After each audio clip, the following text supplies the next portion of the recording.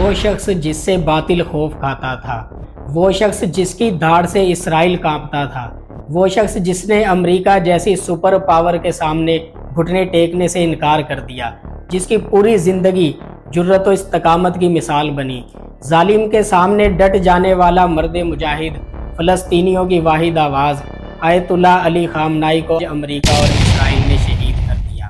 آج میں آپ کو اس عظیم مرد مجاہد کی زندگی، ان کی قربانیوں اور امریکہ کے سامنے ڈٹ جانے کی وہ داستان سنانے جا رہا ہوں جو آنے والی نسلوں اور مسلم لیڈرز کے لیے مشعل راہ ہے۔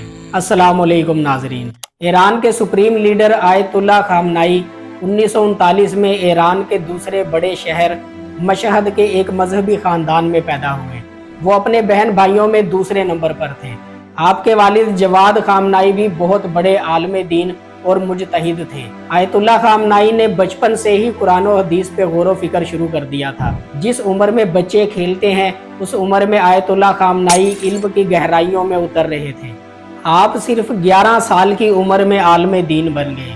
جب انہوں نے ایران کے شاہ کو امریکہ کے اشاروں پہ ناچتے دیکھا، جب انہوں نے دیکھا کہ مسلمان حکمران امریکی مفادات کے غلام بنے ہوئے ہیں، تو وہ اس کے خلاف امام خمینی کی تحریک میں شامل ہو گئے۔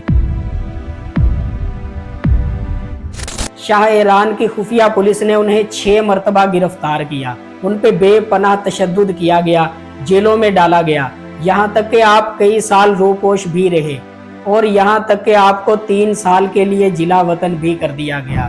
آیت اللہ خامنائی کہتے تھے، امریکہ کا غلام بن کر جینے سے شہادت کی موت مرنا 1000 درجے بہتر ہے۔ خمینی انقلاب کے بعد آیت اللہ خمینی کو تہران میں جمعہ کی نماز کا امام مقرر کر دیا گیا۔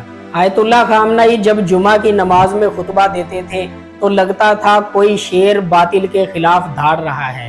ان کا ایک مشہور فرمان ہے کہ امریکہ ہمارا دشمن ہے اور دشمن سے کبھی دوستی ممکن نہیں ہو سکتی۔ 1980 سے لے کر 1981 تک آپ ایرانی پارلیمنٹ کے رکن بھی رہے۔ 1981 میں آیت اللہ خامنائی کو ایران کا صدر منتخب کیا گیا۔ آپ سن 1999 تک ایران کے صدر رہے۔ سن 1981 میں جب ایران عراق جنگ چل رہی تھی، ایک دن آیت اللہ خامنائی ایک پریس کانفرنس کر رہے تھے کہ اچانک بم دھماکہ ہوا۔ ایک ٹیپ ریکارڈر میں بم چھپایا گیا تھا۔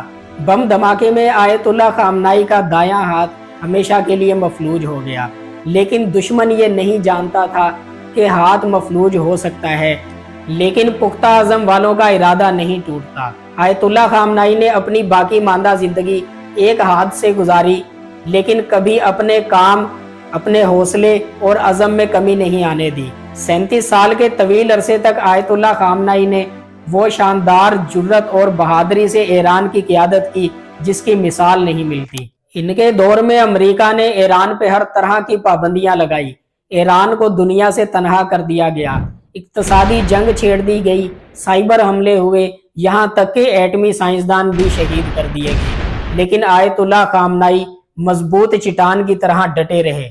آیت اللہ خامنائی نے ہمیشہ غزہ اور فلسطین کی حمایت جاری رکھی اور یہاں تک کہ شام، عراق، یمن، لبنان میں بھی مظلوم مسلمانوں کی آواز بنے۔ ان کا کہنا تھا کہ مسئلہ فلسطین امت کا اولین مسئلہ ہے۔ آیت اللہ خامنائی کے ایران کے سپریم لیڈر بننے کے بعد پوری کی پوری ریاست ان کے ایک اشارے پہ چلتی تھی۔ اربوں ڈالر کا بجٹ ان کے ہاتھ میں تھا، لیکن پھر بھی انہوں نے ایک سادہ زندگی گزاری۔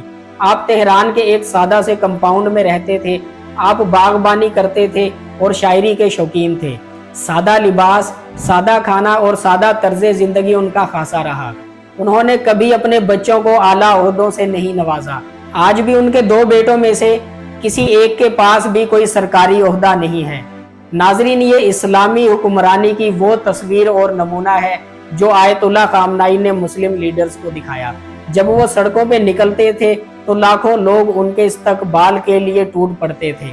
آیت اللہ خامنائی کی زندگی سے مسلم لیڈرز کو سبق حاصل کرنا چاہیے کہ کیسے انہوں نے ہمیشہ طاقتور دشمن کو للکارا، کبھی اپنا سر نہیں جھکایا۔ اللہ تعالیٰ اس عظیم مرد مجاہد کی مغفرت فرمائے اور ان کی شہادت کو اپنی بارگاہ میں قبول فرمائے، آمین۔ ویڈیو کو لائک کریں، چینل کو سبسکرائب کریں۔ ملتے ہیں اگلی ویڈیو میں۔ اللہ حافظ۔